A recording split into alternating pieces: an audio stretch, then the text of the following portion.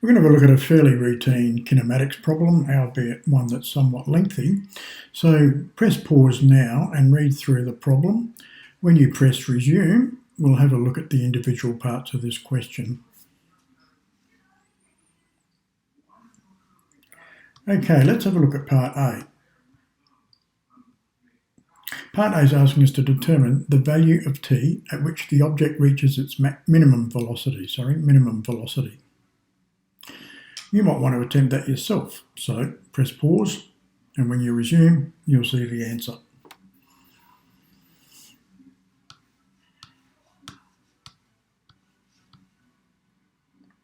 Here's my work solution. So if we are going to find the minimum velocity, we want to minimize the velocity function. So we do that by finding its derivative and setting it to equal 0. That's what's happened in this line here.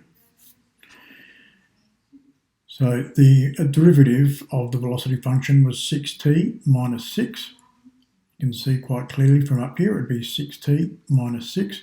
We let it to equal 0, and thanks to the null factor theorem, we can say that t is equal to 1. So the minimum velocity is reached at 1 second. Let's move on to part B. All right, I suggest you read it and, pause and then read it, and maybe have a go yourself. When you resume, you'll see the work solution. Here's the solution.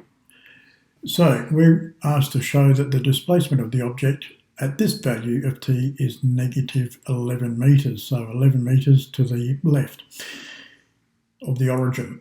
So if we are finding displacement given a velocity function, we need to integrate the velocity function. That's what this line here is indicating. So integrating 3t squared minus 6t minus 9, we end up with this. Don't forget the constant of integration plus c.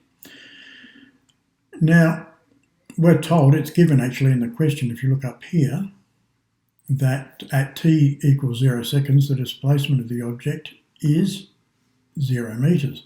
So that means c is going to equal 0. When you substitute 0 in here, you'll get c equals 0.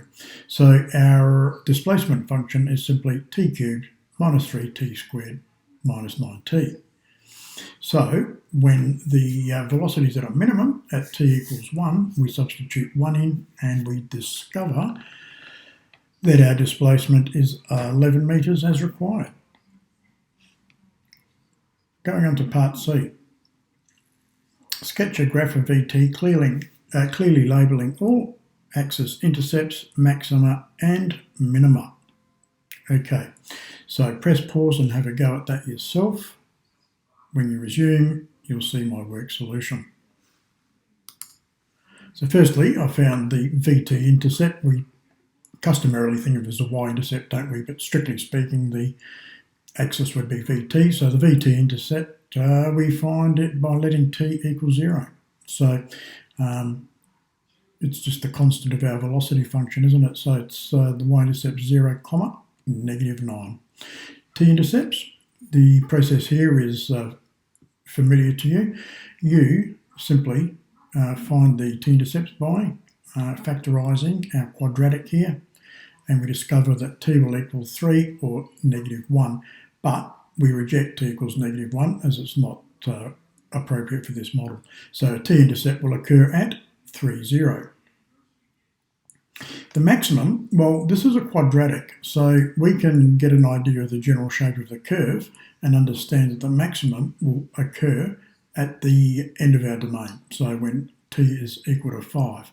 So substituting 5 into our velocity function, we get 36. So the maximum value of our velocity function is 36 metres per second, I guess. And the minimum, well, you can find the axis of symmetry in the usual way. That's what's happening here. And we discover that the x value is equal to 1 of our axis of symmetry. You know, you can find that also by averaging out the x-intercept, can't you? And by substituting that into our equation, our velocity equation, we discover that the minimum velocity is negative 12 metres per second again. So that's part C. Let's have a look at part D. Okay, we're asked to write down the interval of time during which the object is moving to the right. Write down the interval of the time during which the object is moving to the left. We'll do part E as well. These are quite friendly problems because we're asked to write down. That's a fair indication that there's not much working out involved, and there isn't. Press pause and work it out for yourself. And when you're ready, press resume. Okay, I've just reproduced the graphic to illustrate that it's moving to the right. This object's moving to the right when Vt is greater than 0. So from this point on, it is moving to the right. By the same logic, it's moving to the left between t equals 0 and t equals less than 3. Okay, so just from our graph, we can just write down that result, which is all we're asked to do. Okay, moving on to the final part.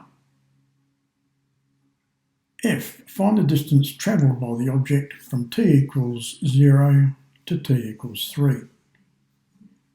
You might want to have a go at that yourself and then compare what you get with my work solution. So we're asked to find out how far it's travelled between t equals 0 and t equals 3.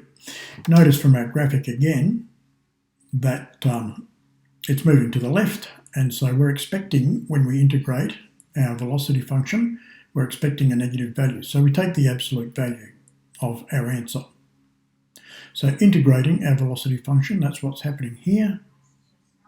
We set our limits to 3 and 0, and we discover that the object has moved 27 metres. Of course, a slightly more interesting thing to calculate would be the distance it's travelled from 0 to 5 seconds.